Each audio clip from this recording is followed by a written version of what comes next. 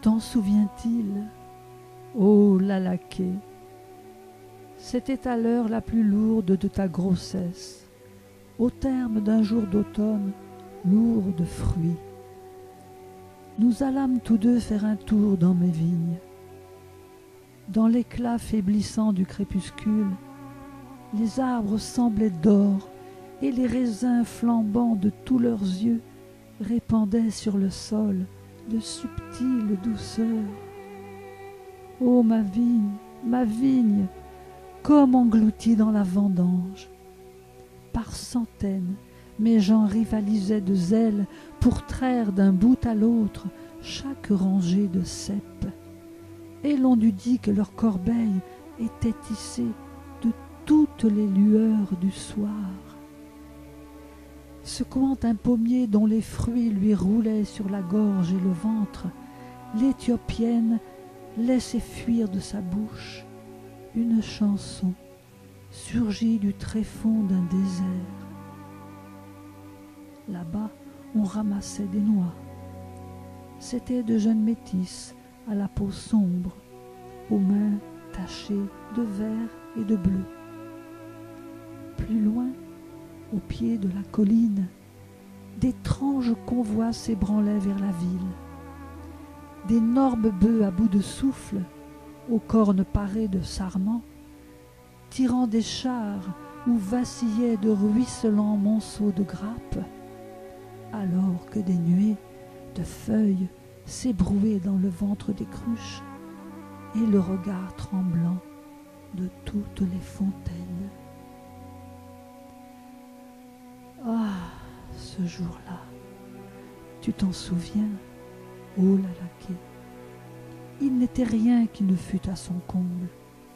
Dans tes flancs, comme dans les sillons, gonflait le flux des forces telluriques. Une sanglante grenade solaire avait achevé de mûrir au cœur de tes entrailles. Troncs et rameaux versaient des pleurs de sève. Tout imprégnée de résine et de miel, la terre avait l'humide pesanteur de ton corps lumineux. À ton image, le péché ployait sous sa charge embaumée, et les grappes parlaient la langue de tes seins. Allégresse future, douce promesse. Ah, ce soir-là, oui, le sol gonflait et palpitait de plus en plus. Nous allâmes nous griser des senteurs du jus qui fermentait dans les pressoirs. La jupe retroussée jusqu'au nombril, à demi nue.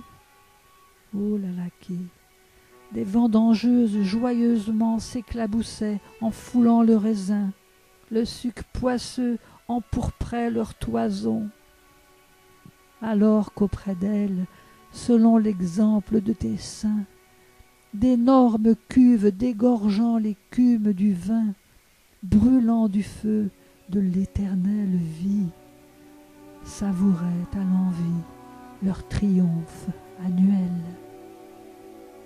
Ensemble, nous passâmes parmi les rires fous et les chansons gaillardes, jaillissant des fourrés où l'on s'abrite pour reprendre son souffle. Les parfums de l'automne montaient jusqu'aux étoiles, et le vignoble, au foisonnant trésor, avait l'air de brûler. Une senteur d'encens issue du fond des âges descendait doucement vers la ville en fête, vers la ville qui sans trêve s'abreuve du sang de la terre. Alors, ô Lalaké, te l'avouerai-je, mon sang soudain se mit à crépiter. J'enviais le soleil, je jalousais la terre. Ah, pouvoir féconder tout ce qui m'était proche. Et cependant qu'au loin, tu venais de cueillir une grenade, ô Lalaké, te le dirai-je, pour aussitôt la mordre à belles dents et pour en engloutir les rubis délectables. je ne pus m'empêcher tout à coup, ici même, d'étreindre la sombre Éthiopienne, qui, nu-pied, foulait les grappes dans la cuve. Oui, l'empoignant par ses cheveux hindous, je voyais contre moi son visage souriant et pressait voracement mes lèvres sur cette bouche offerte. Tu pleures, mais à quoi bon? Pour les parfums trompeurs d'un automne lointain, vaut-il la peine aujourd'hui de pleurer? Ô Lalakée, belle comme l'automne.